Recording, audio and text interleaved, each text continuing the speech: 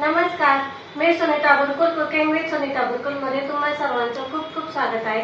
आज आपण पितृपक्षात बनवले जातात त्या पातोड्या करतोय। म्हणजे फक्त पितृपक्षातच नाही, एरवी पण केल्या जातात। जसं की आपल्याकडे खानदेशामध्ये जास्त बनवले जातात। भाजीला वगैरे नसलं की मग ह्या पातोड्या केल्या जातात, किंवा मुलगी सून वगैरे जर बाळंतीण झाली तर ह्या पातोड्या 5व्या दिवशी 5 घरी किंवा 11 घरी असं दिल्या जातात। खूप छान टेस्टी लागतात आणि बनवायला खूप सोपी आहे। मी तर तुम्हाला खूप सोप्या पद्धतीत दाखवते। चला तर मग व्हिडिओला सुरुवात करू। आता आपण पहिले साहित्य बघून घेऊ। इथे मी 1 कप बेसन पीठ घेतलेलं आहे। त्याचबरोबर आपल्याला थोडीशी हळद लागेल, चवीनुसार मीठ, जिरं, ओवा, लसूण, हिरवी मिरची, सुकं खोबरं किसलेलं आणि थोडंसं गार्निशिंगसाठी कोथिंबीर लागेल, मोहरी लागेल। हे झालं आपलं साहित्य। चला तर मग रेसिपीला सुरुवात करू।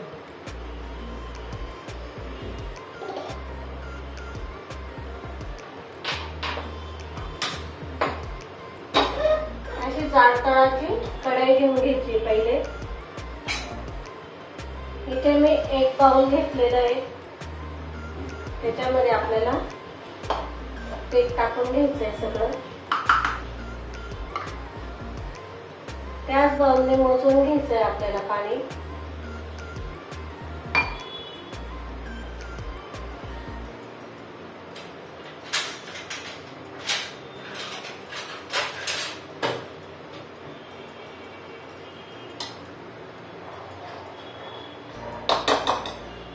पहिले आपल्याला अर्ध कप पाणी टाकायचंय।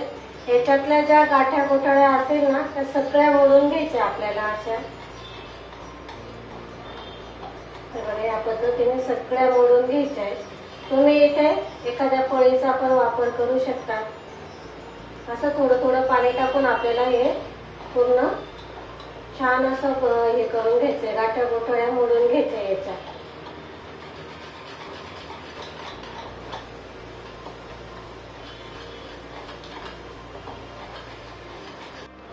आता आपल्याला इथे एक वाटण करून घ्यायचं आहे। मी मिक्सरचं भांडं घेतलेलं आहे। त्याच्यामध्ये आपल्याला हिरव्या मिरच्या टाकायच्या, 1 चमचा जिरं घ्यायचं,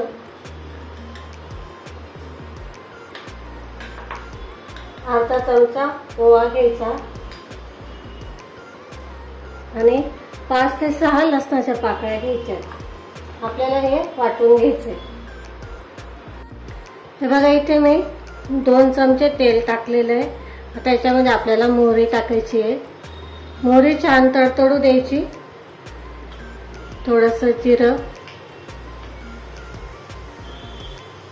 आणि थोडीशी कोथिंबीर टाकायची आहे। आपल्याला हळद टाकायची आहे ना, बघा हळद टाकली आहे। आता हे आपल्याला मिक्स करून घ्यायचं आहे आणि हे जे वाटण करून घेतलं आपण हे टाकायचं।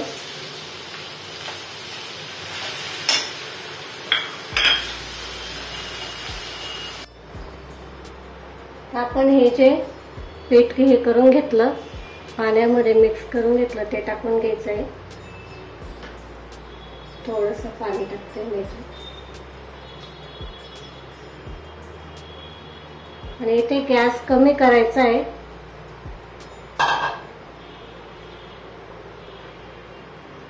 चवीनुसार मीठ टाकायचं आणि हे छान असं आपल्याला हलवून घ्यायचंय छान असं। याच्या गाठ्या गोठळ्या अजिबात होऊ नाही द्यायच्या आहे। असं एकसारखं हलवत राहायचंय।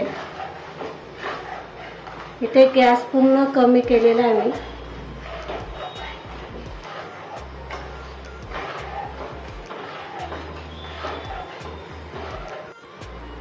हे बघा, 1-2 मिनिटातच बघा कसं मस्त असं घट्ट व्हायला लागलेलं आहे लगेच। इथे आपण गॅस पूर्ण कमी केलेला आहे।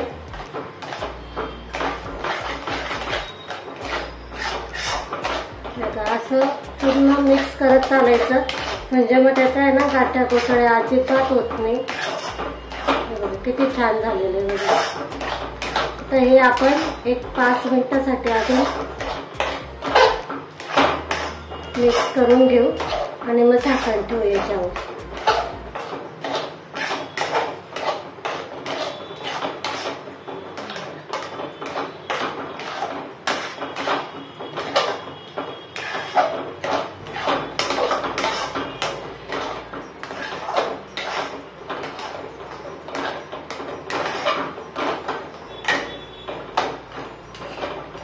त्याच्यावर आपण झाकण ठेवू.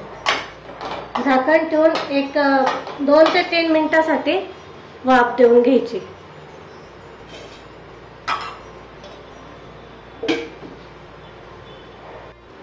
त्यामुळे इथे एक ताट घेतलेलं आहे.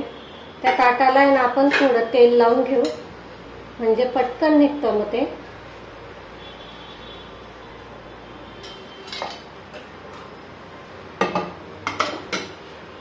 चांगलं सगळीकडनं व्यवस्थित तेल लावून घ्यायचंय.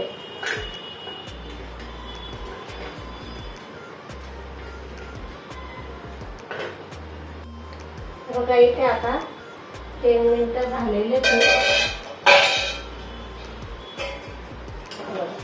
आता हे आपण आहे ना काढून घेऊ ताटावर.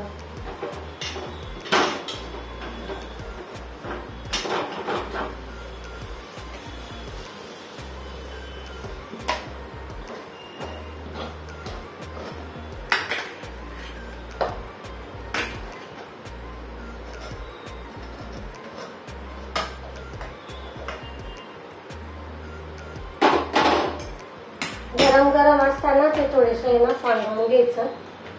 थंड झाल्यावर हे ना पांगवता येत नाही. मग तुम्हाला किती जाड बारीक पाहिजे त्यानुसार घ्यायचा. हे सगळं असं व्यवस्थित पांगवून घ्यायचं.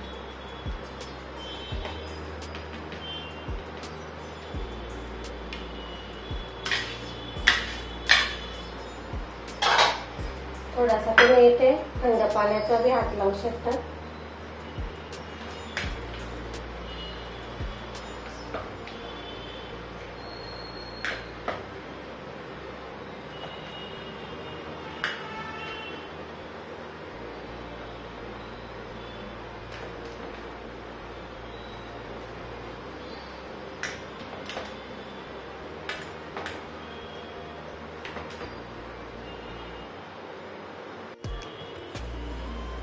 हे बघा इथे आता आपलं हे मिश्रण पूर्ण थंड झालेलं आहे. आता याच्यावरती आपल्याला गार्निशिंग साठी कोथिंबीर टाकायची.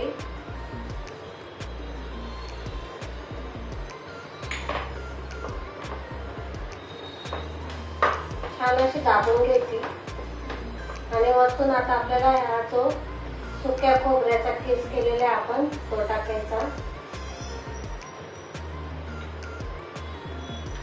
तो पण असा हाताने दाबून घ्यायचा.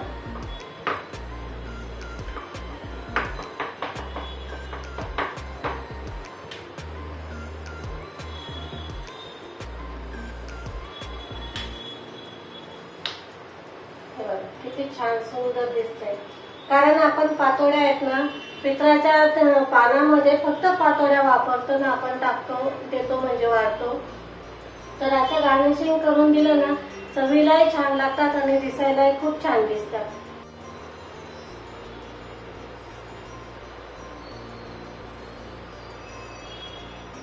इथे मी डायमंड आकाराच्या कापते. तुम्हाला पाहिजे त्या आकाराच्या तुम्ही कापू शकता आणि लहान मोठे जशी साईज पाहिजे तसे कापू शकता.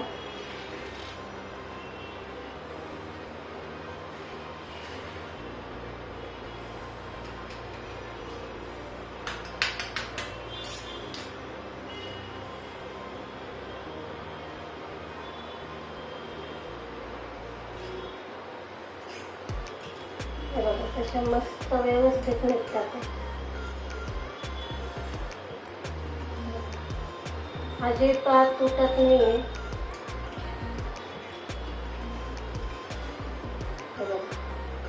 किती छान आलेले आहेत.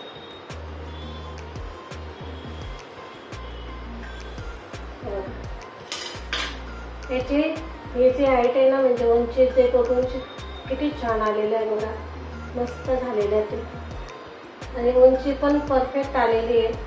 ह्या साईजच्याच बनवायच्या अशा, म्हणजे मग काय होतं वाढायला पण व्यवस्थित होतात आणि खाणाऱ्याला पण मस्त वाटतात. तर आता हे सगळ्या काढून घेते मी.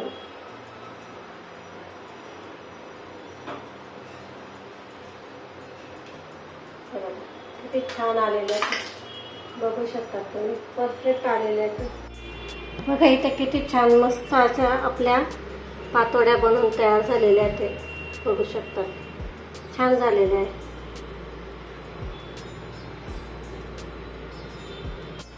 बघा इथे आपल्या मस्त छान अशा पातोड्या बनवून तयार झालेल्या आहेत.